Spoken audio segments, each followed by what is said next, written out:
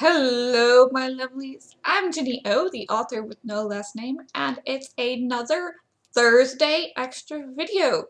And today we are going to have yet another Authortube video inspired by a conversation I'm having with one of my Tumblr followers, and it's called "Can I Fail at Writing?" So, uh, I'm sure that you get an idea in your head, and it's great. You get this idea, and you're like, I really want to write this story, and you're writing all this stuff down, and blah blah blah. And at first, your brain is like erasing, I don't know, you get all these wild ideas in your head.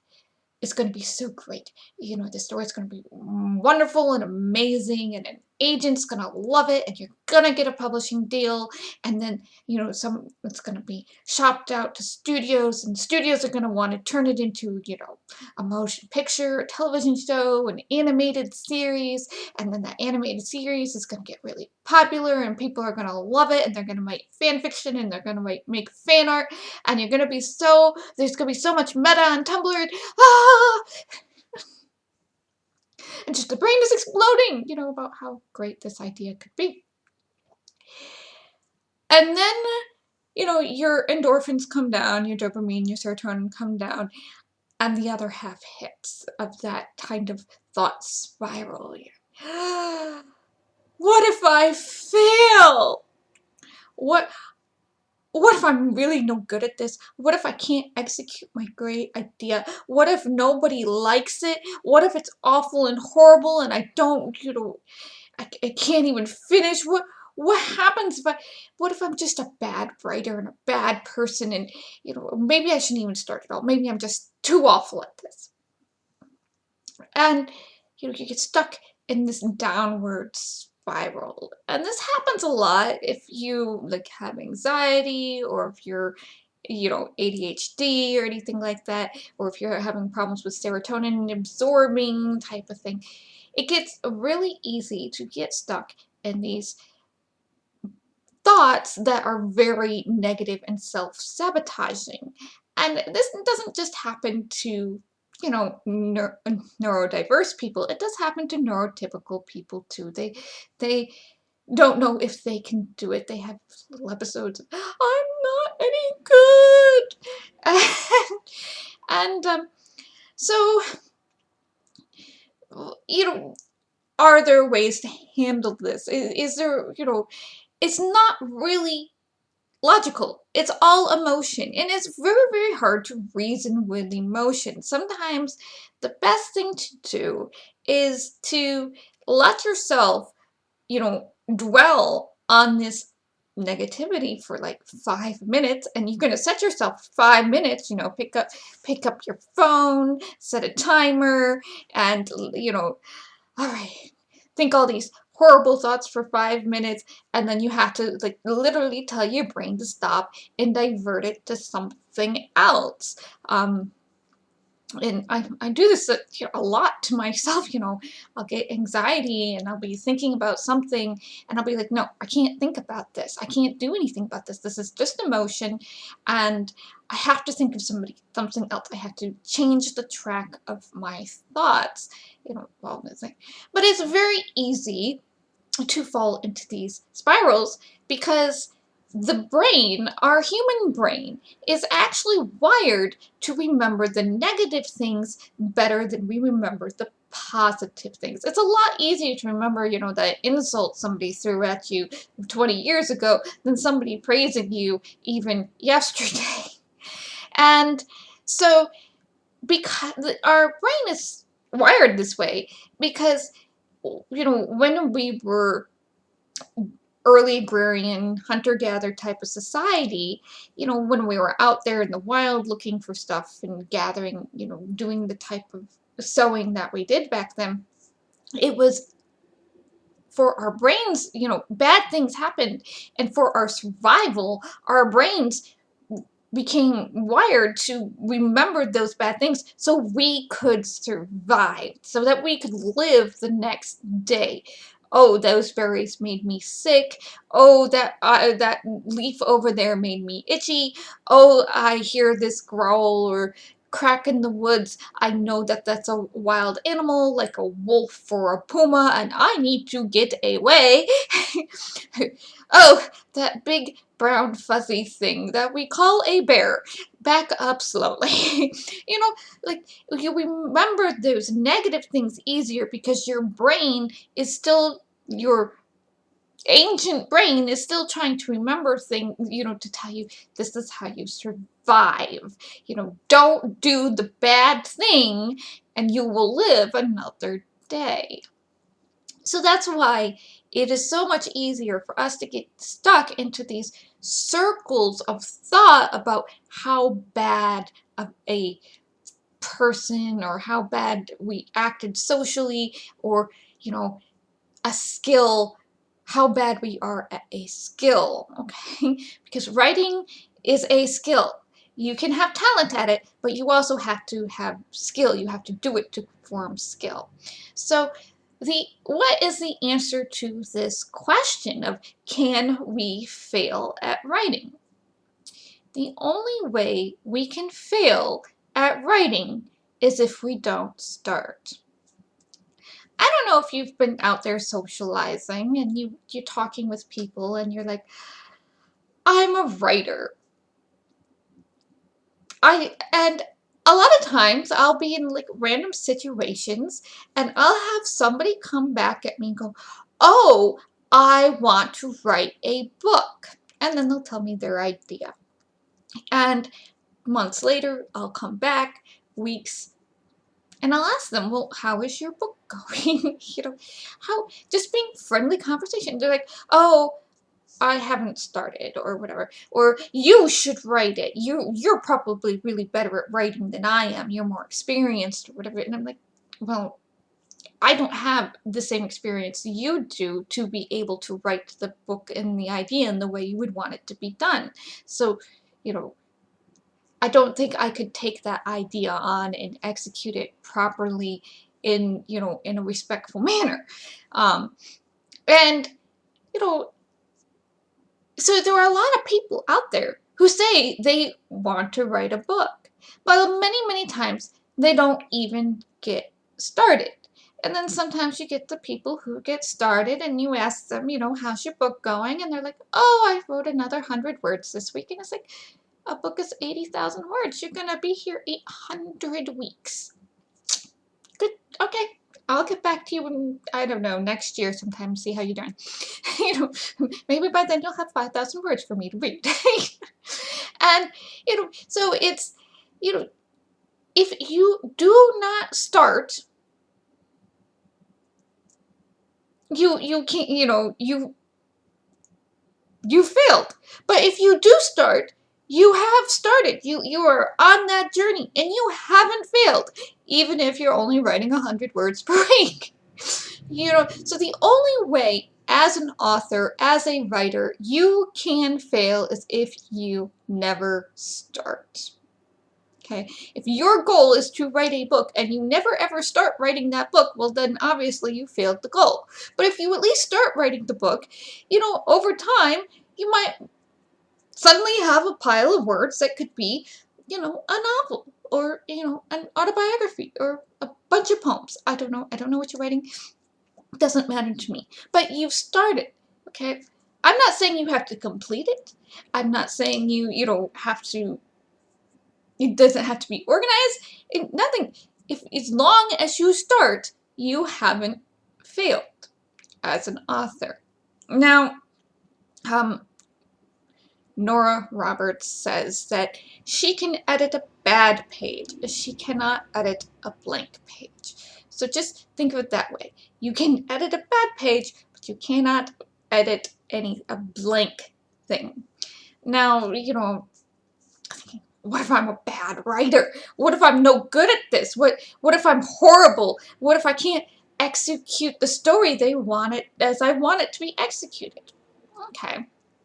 Well, when you were a baby, you couldn't talk. And it might have taken you a few years to even say a word. you know, because you had to listen to everybody, and you know, vocal cords and figuring out these mouth movements, and you know, that sounds actually had meaning. But eventually, you know, you went from being a level 0 human to a level 2 human, and you were able to say some words. And you are now a level, whatever your age is, human. You can string words together quite well, and you know, write things down and read things and all of that. And if this is your first story or your first novel, you are a level 1 writer. And it's okay to be a level 1 writer. This is your first story. The goal of your first story is to just get it out on the page. They say this is the story, this is the goal of your first draft as well, you know, but the goal of your first story is to get something out on the page. It could be long, it could be short, it could be a summary of your idea, it could be a synopsis outline of what you want to do, scene by scene. The idea is to just get it out as a level 1 writer, okay? You're just thinking about getting it out the way you want to tell it on the page. And you're going, but I'm not as good as my favorite author. And you know, your favorite author has probably written anywhere from 3 to 5 books before they even got published. It is very rare to get published on your first book.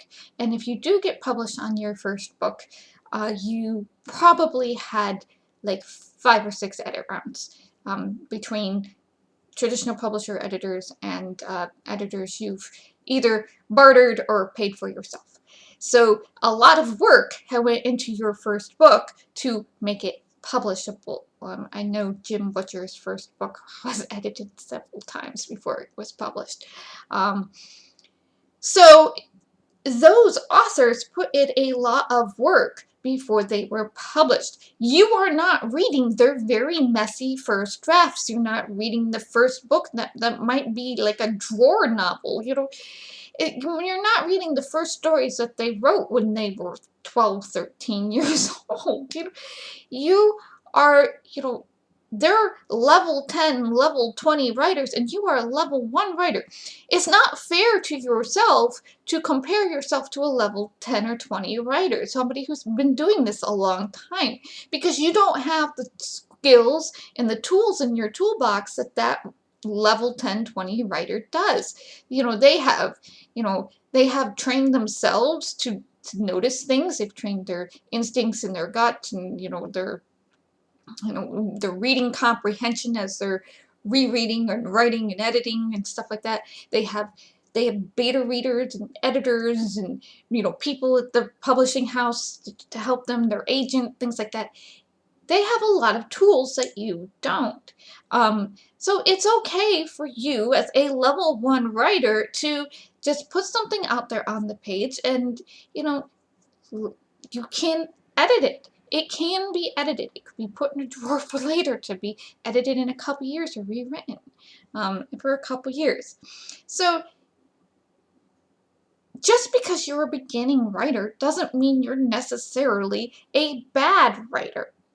Okay? It's just you don't have the skills yet to create the polished product that your favorite author, who has 4 or 5 books published and probably wrote 3 books before that, and who knows what they were writing when they were teenagers, type of thing, have out in the world. Okay? And if you go and you look at some of your favorite authors' comments from readers, you can read the 5-star reviews, and hopefully they aren't paid for reviews. Big problem on Amazon. But if you go read the 3 stars and the 1-star reviews, you're going to see that your favorite authors get heavily critiqued as well. So it's not, even they, as big name authors, don't appeal to everybody. Like, a big part of writing your book, and once you finish writing your book, is finding you know, your audience for the book. Your audience is out there somewhere. It's just, you have to find them, and that's really, really difficult, especially if you just want to write and you're not any way, shape, form a marketer or social influencer. And you shouldn't have to be a marketer or social influencer to be a writer, but that's becoming more and more expected, unfortunately. And I don't think it's fair, because those are two very different skills. So not only do you have to learn skills as an author, you have to learn skills as a marketer and social influencer, which is a full-time job in itself. So, as I sit here at my YouTube channel. So, you know, the other thing is, when you finish a manuscript, or you don't finish a manuscript, you know, maybe you have some chapters and you want some feedback on them, finding the people to give you that feedback is an important part of the process. So when I was a fanfic author, and I was publishing chapters pretty much unedited every single week, which is very, very draining, I was getting instant feedback from my readers. This is back when comic culture was a lot bigger than it is now. But it allowed me to get feedback in real time over whether or not people were liking what I was doing. Now, I got a ton of, please write more comments. You know, that usually means you're doing pretty good. But the comments that really helped me, that really stuck with me, were the comments that are positive, the ones that told me what I was doing well. So people were like, well, I like your characterization, and I like your dialogue, and I like your, you know, your setups, your concepts, and, you know, the what your story idea hooks me. So, you know, your story idea sucks me in, and then you have good dialogue, which is funny, and then, you know, you have really, you keep the characters within character. And I was like, that's really, it really helped build my confidence as a writer, to find people who would give me that positive type of feedback as a young writer. Keep doing this.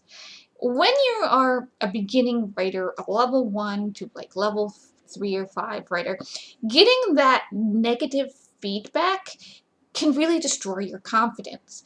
And it's not actually very helpful, you know, because many, many times people who are giving feedback, not only are they strangers and you don't trust them because you don't know their qualifications, but they do not know how to give feedback in a way that's actually constructive or useful to you as an author. So, let's say you write in third person and you like to be in your characters' heads. And so, maybe you like to switch between heads. Now, you have some people who consider that head hopping, depending on how often you do it. And so they can consider that quote unquote bad writing. And they'll, you know, tell you that, oh, your writing's awful and unprofessional and I don't like it. And it's like you have to dig at them to go, well, I don't like your point of view, third person, and I don't like the way that every 5 to 10 pages you transition to another consciousness. Now, there are stories where the point of view will change with every piece of dialogue. I have seen it. It published books, no less. And so the whole thing is, you know, you have to go to them and go, well, is it you don't like it because it's a personal preference, or you don't like it because you're confused? You're confused over who is doing the thinking. If you don't like it, that's me. I can go, okay, then, you know, you weren't going to like my books, because that's the point of view I use. I do not use limited third point of view.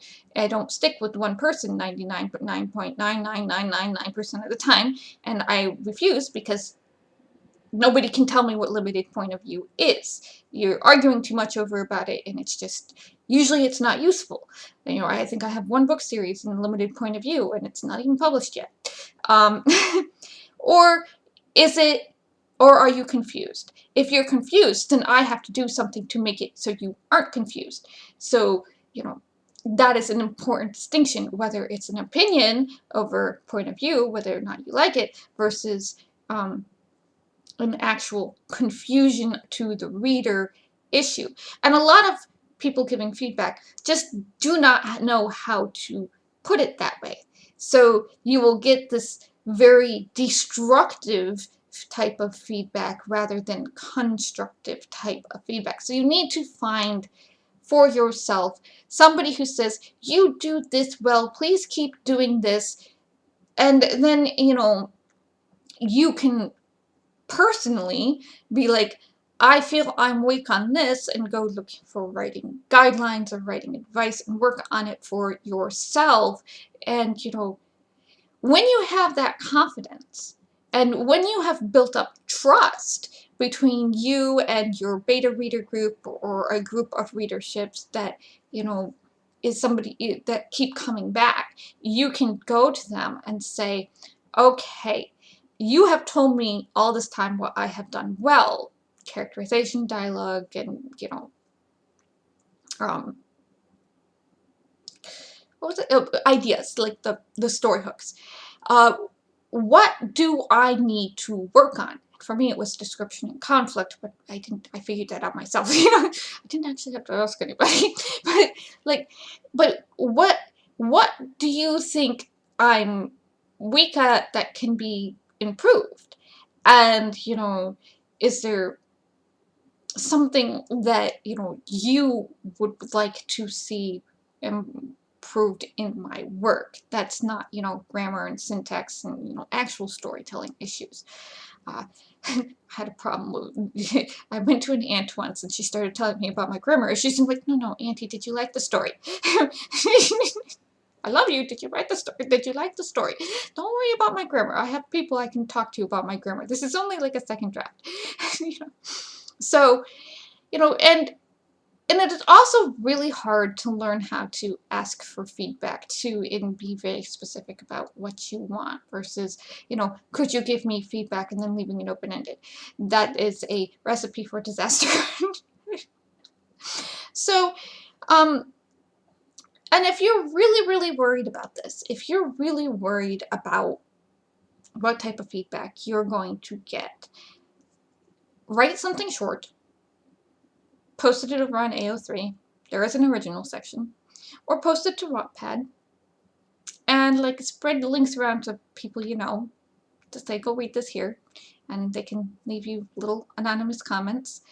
Or, you know, you can write a short story and maybe find a magazine in that genre and submit it for consideration and see if the acquisitions editor will actually give you any notes if it's, you know, rejected instead of just a plain rejection note. You can't ask for this. That is considered rude. But if you might get an acquisitions editor that has more time to say why it wasn't rejected other than, sorry, we don't want this at this time, type of thing. Because that's what a lot of the rejections you're going to get is, I'm sorry, this isn't my cup of tea, goodbye. So, and that can be very hard because you want to know personally what you did wrong because you want everybody to like your book, and they just don't have time to explain why your first 5 pages or your short story didn't hook them in right away. And sometimes what they do say might not, you know, help you at all. But the whole purpose of this video was, can we fail at writing in general? Only if we don't start.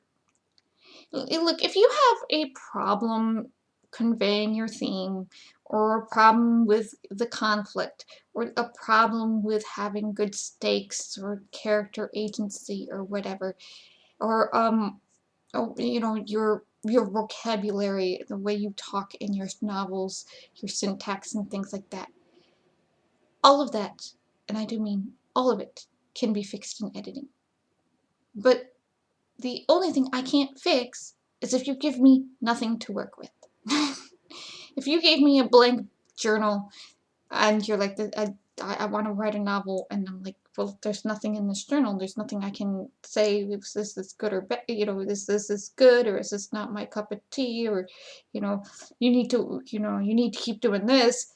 If you don't start, that's the only way you fail. So, take care of yourselves, my lovelies. Bless. Stay safe out there, and I'll see you in the next video.